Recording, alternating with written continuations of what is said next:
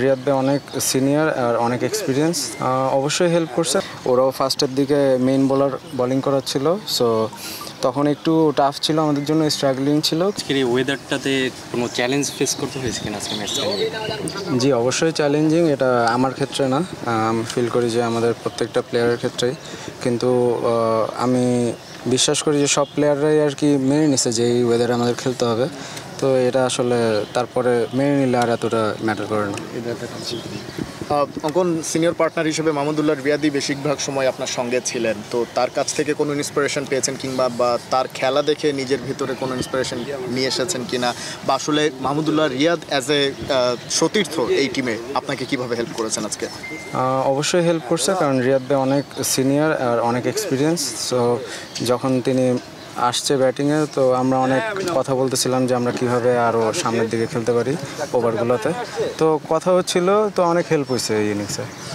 Gap shot অনেকগুলো দেখেছি আমরা, যে গ্যাপ বের করে আপনারা দুজনেই খেলেছেন এবং বাউন্ডারি আদায় করে নিয়েছেন, যেগুলো না হলে হয়তো আজকে জেতা হতো না। সেই বিষয়গুলো আসলে আপনারা কিভাবে আলোচনা করেছেন যে এই কন্ডিশনে হয়তোবা একটানা ওইভাবে খেলা সম্ভব না, তো সেই বিষয়ে কোনো আলোচনা হয়েছে কিনা?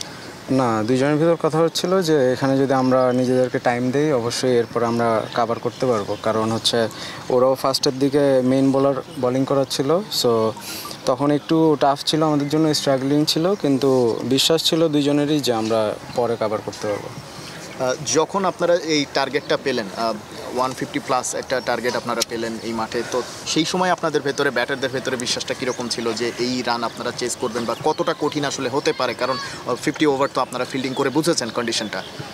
উইকেটটা আসলে একদমই ফ্ল্যাট বলবো না, কিন্তু টাফ ছিল, কিন্তু আমার ফিল হচ্ছিল যে এখানে যদি অ্যাজ এ ব্যাটসম্যান আমি যদি আমাকে টাইম দেই, আমি অবশ্যই এরপরে আর কি অ্যাডজাস্ট করে খেলতে পারবো। আর 260 চেস করার ক্ষেত্রে অনেক কনফিডেন্ট ছিলাম, কারণ আমি ফিল করি যে আমরা মোহামেডান টিমের যে ব্যাটসম্যানরা আছি, আমরা মোটামুটি এনাফ ম্যাচ খেলছি, তার জন্য আর কি এতটা প্যানিক হয় নাই কেউ।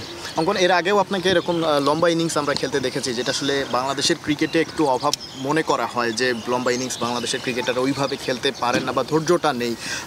যখন এইরকম লিগগুলোতে ন্যাশনাল টিমের প্লেয়াররা আপনাদের সাথে ইনক্লুড হন, যারা নিয়মিত ন্যাশনাল টিমে খেলেন, সেটা আসলে বাকি প্লেয়ারদের ভেতরে কিভাবে একটু অনুপ্রাণিত করে? অবশ্যই যারা আসলে ন্যাশনাল টিম থেকে এই জায়গায় এই লিগে আসে বা আমরা একসাথে খেলি, তখন দেখা গেছে যে অনেক ইন্সপায়ারিং কথা হয় ভিতরে, বা খেলার ভিতরে কীভাবে আরও ইমপ্রুভ করা যায় এইসব নিয়ে কথা হয়। তো যখন একটা প্লেয়ার আসে ওইখান থেকে, তো দেখা গেছে অনেক হেল্প হয়।